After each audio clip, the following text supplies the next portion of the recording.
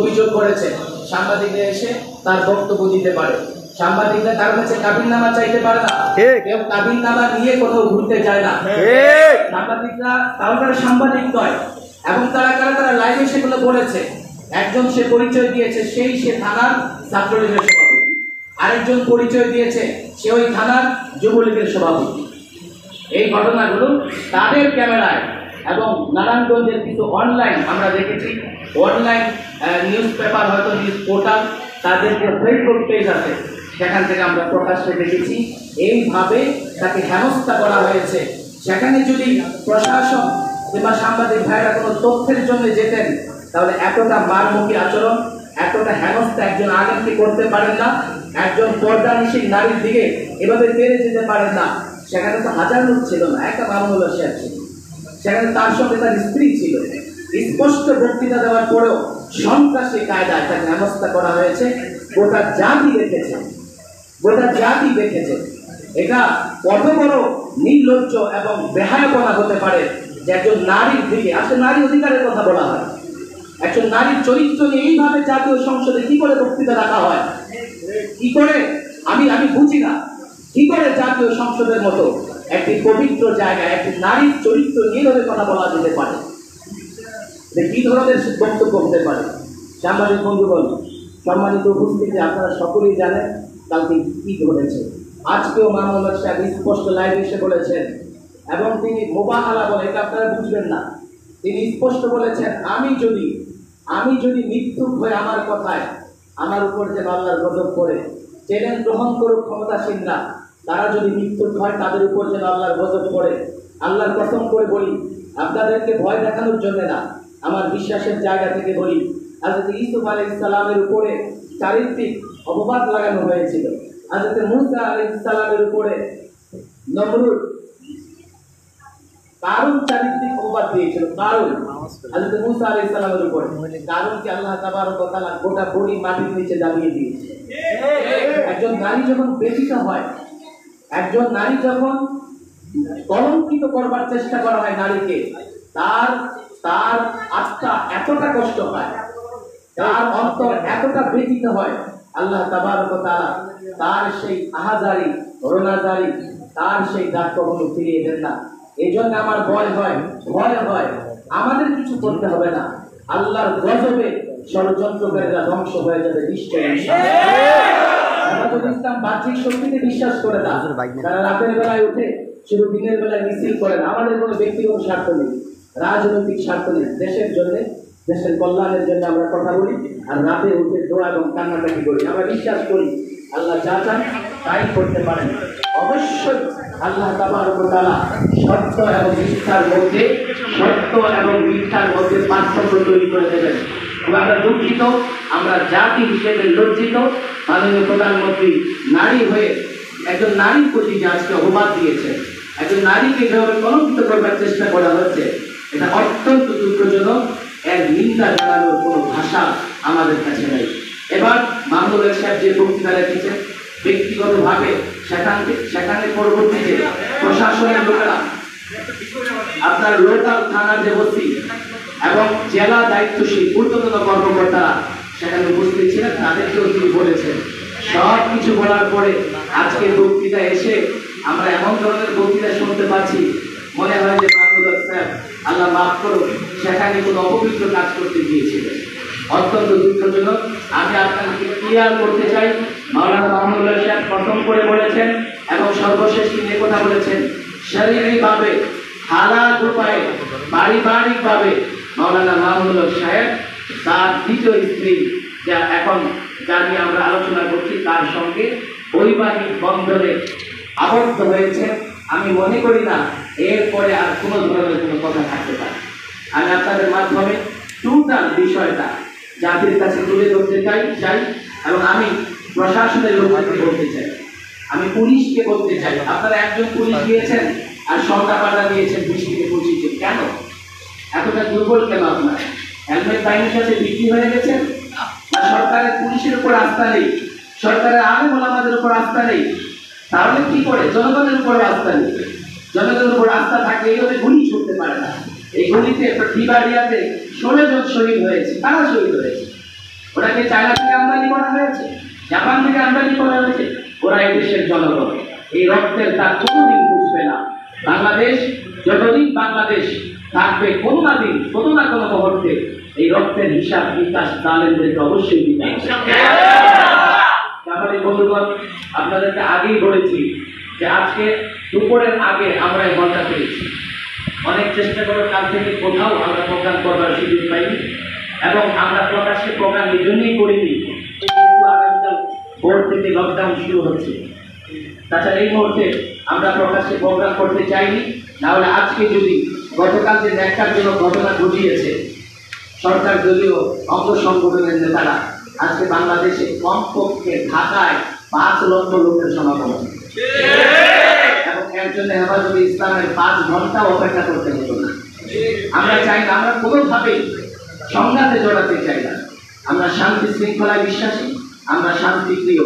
আমরা এখনো প্রশাসনের উপরে আস্থা রাখতে চাই, তাদেরকে তাদের বিবেক বোধ আমরা জাগ্রত করতে চাই, তাদের মানবতা বোধ আমরা জাগ্রত করতে চাই।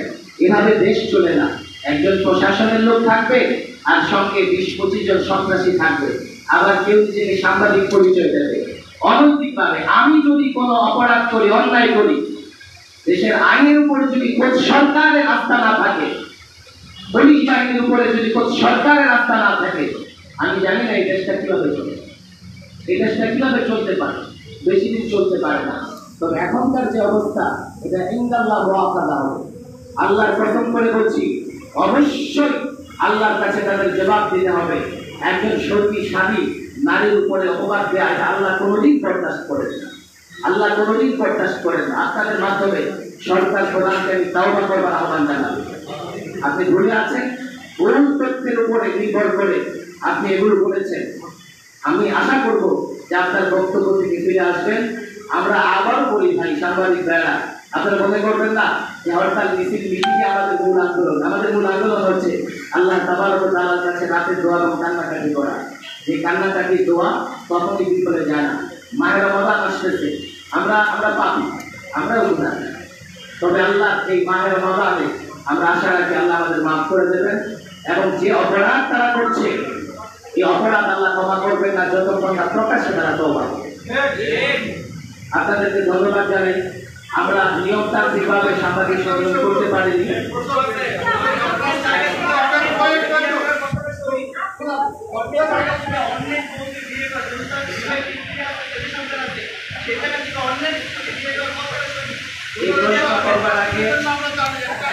একটা প্রশ্ন, অন্যের স্ত্রী, এই প্রশ্ন করবার আগে সাংবাদিক ভাই আপনি আগে বলেন, আপনি কি করে জানলেন অন্যের স্ত্রী?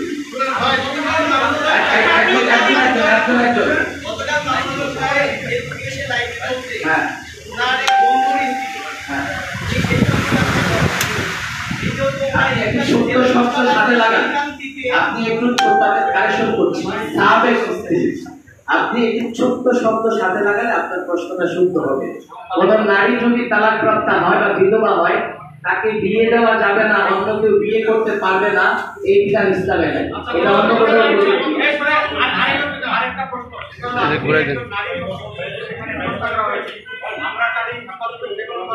আপনারা বারবার নারীদেরকে টার্গেট করেছেন, সাংবাদিক আমাদের সহকর্মী গত প্রোগ্রামে কয়েকজন নারীকে আপনারা টার্গেট করেছেন, আজকে নারীর কথা বলছেন, আমাদের খুব ভালো লেগেছে। কিন্তু আপনাদের এই জন্য প্রোগ্রামে বারবার কেন আপনারা আমাদের সংবাদকর্মী যারা নারী তারা টার্গেট হচ্ছে, আপনার বক্তব্য অত্যন্ত সুন্দর প্রশ্ন। নারীদের টার্গেট হচ্ছে, এটা কোনোভাবেই আর সত্যতা নেই। আগে পর্যন্ত হেফাজত কখনোই কোনো নারীকে টার্গেট করতেই পারে না। আমরা নারী অধিকারে বিশ্বাসী, আমরা নারীর মর্যাদায় বিশ্বাসী। আমরা মনে করি মর্যাদার দিক থেকে একটা নারী কোনোভাবেই কোনো পুরুষের চেয়ে কম। আরেকটা বিষয় আপনি যদি বলেন একটু খোলাসা করেন প্লিজ, সেটা হলো কালকে আপনার তার কয়েকটা আপনার কল রেকর্ড, আপনার ওয়েব রেকর্ড, সেখানে এর আগে আপনাকে আপনি শেষ করেন, এর আগে আপনি বলেন ডিজিটাল ফোন আলাপ রেকর্ড করবার পরে ডিজিটাল তার কয় বছর শাস্তি হতে পারে? আমার প্রশ্ন উত্তর আপনি দেন, কয় বছর শাস্তি হতে পারে?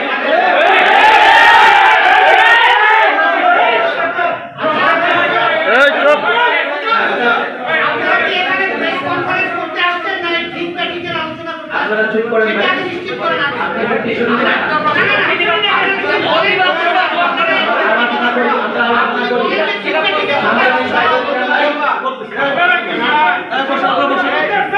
বসেন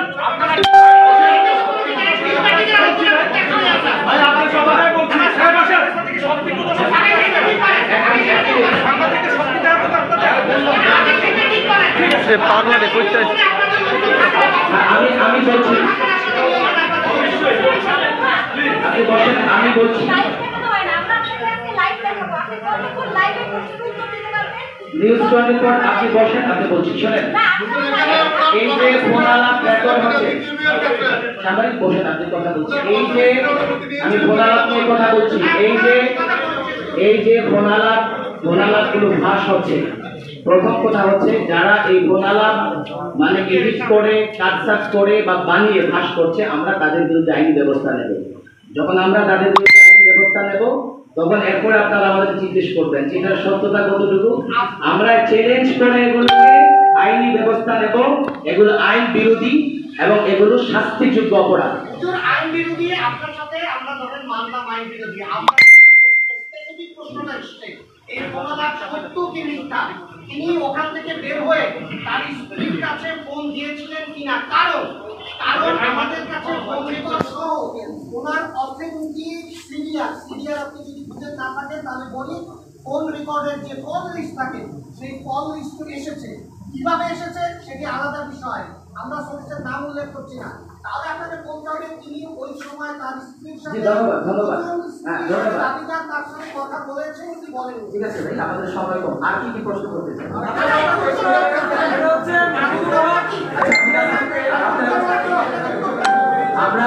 আমি সর্বশেষ প্রশ্নের উত্তর দিচ্ছি, আর পরে দেখেন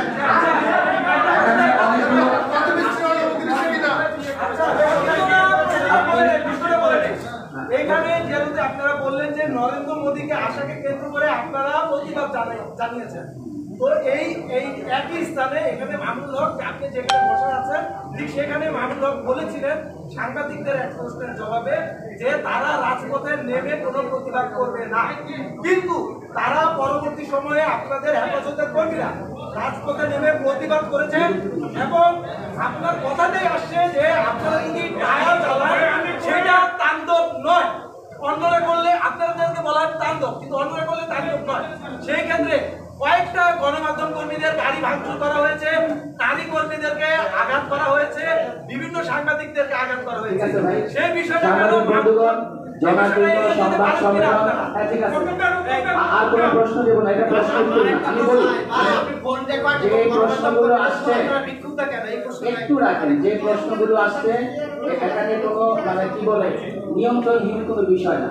আর আমরা সংবাদ সম্মেলন প্রতিবাদ সভায় আমাদের বক্তব্য তুলে দুটা প্রশ্ন উত্তর দিয়ে আমাদের শেষ হবে। সর্বশেষ যিনি বলেছেন মামুনুল হক সাহেব, আর আমার বক্তৃতাতে কোনো কন্ট্রাডিকশন নাই। আমি তো প্রথমেই স্পষ্ট বলেছি যে আমাদের কোন কর্মসূচি ছিল না। মামুন সাহেব যেটা বলেছেন সেটাই বলেছি। আপনি এটা কোথায় পেলেন যে আমি বলেছি যে আমাদের কর্মসূচি ছিল? এই প্রশ্নের মূল্য রাখে না, উল্টা পাল্টা প্রশ্নের মূল্য রাখে না।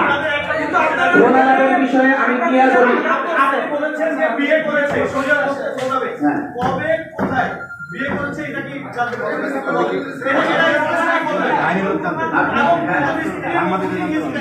ধন্যবাদ সাংবাদিক ভাইরা। আমি আপনাদেরকে বলি কবে কখন কিভাবে বিয়ে করেছে মামুন সাহেবের বক্তৃতা, এটা তার ব্যক্তিগতভাবে তিনি বক্তব্য দেবেন, উত্তর দেবেন। আমরা হেফাজত ইসলামের পক্ষ থেকে কমন জায়গাগুলো নিয়ে কথা বলছি। যদি আরো বেশি কারো জানার প্রয়োজন হয় মামুন সাহেব অবশ্যই মিডিয়ার সাথে কথা বলবেন। আপনারা দেওয়া যাবে না। আমি ফোনালাপ নিয়ে আমার সর্বশেষ কথা বলছি। সাংবাদিক বন্ধুগণ শোনেন, এত প্রশ্নের উত্তর আমি সময় হাতে নাই। এই ঘটনা আপনারা কোনো তদন্ত কমিটি করবেন কিনা? আপনাদের সংগঠনের পক্ষ থেকে আপনারা এই ঘটনা করবেন ঠিক আছে, আর প্রশ্ন করবেন না। আচ্ছা, আমি আনলিমিটেড সময় হাতে নাই। লাস্ট প্রশ্ন, সেটা হলো যে আপনি নিজেই বলেছেন হেফাজতের এই প্রোগ্রামে অনেকে আপনারা আহত নিহত হয়েছে, আপনাদের সহকর্মীরা, তাদের জন্য আপনারা ব্যতীত এইরকম একটা সময় মামুনুল হক আপনার গিয়েছে, ঠিক আছে, আপনার রিপ্রেসমেন্ট বিজেপি আপনার এটা আপনাদের এই যে চেতনা বা আপনার ধর্মীয় মূল্যবোধ এটা যায় কিনা একটু স্পষ্ট করেন। আর প্রশ্ন করবেন না ভাই, আনলিমিটেড সময় হাতে নাই। কোন রেকর্ডের যে বিষয়টা আসছে, আমরা বাংলাদেশে মানে সত্য দেখেছি কোন রেকর্ডের তেলাসমতি কি, আমরা এটা আইনিভাবে মোকাবেলা করবো, সেটা আপনাদেরকে বলেছি। অবশ্যই আইনি মোকাবেলা করবো। দ্বিতীয় বিষয় হচ্ছে দেখেন নকশাদ কোথায় গিয়েছে, একেবারে সোনারগাঁ, ঢাকা থেকে 20 মিনিট চলে সোনারগাঁয়ে যাওয়া যায়। সেখানে ঘুরতে গিয়েছেন, নিরাপত্তার জন্য একটা বিস্ফোটের দিনে উঠেছেন। এটা আপনার কাছে ব্যক্তিগতভাবে বা কারো কাছে আপত্তিকর মনে হতে পারে, কিন্তু এক ব্যক্তিগত কারো কাছে আপত্তিকর মনে হলো সবার কাছে সেটা আপত্তিকর মনে হবে, এটা প্রয়োগ জরুরি না। আমি মনে করছি যে আপনাদের কাছে মূল বিষয়গুলো দেখেন, আজকে আমরা যে সন্ত্রাসের শিকার, আপনি দেখেন কালকে আপনিও ছাড়া পাবেন না, এবং আপনারাও অনেকবার এই যে সাগরণী এখন হত্যাকাণ্ডের বিচার হয়। আমরা জনগণের পক্ষে কথা বলি, আশা করি আপনারা আমাদের সঙ্গে থাকবেন। এখন দোয়া ঘোষণা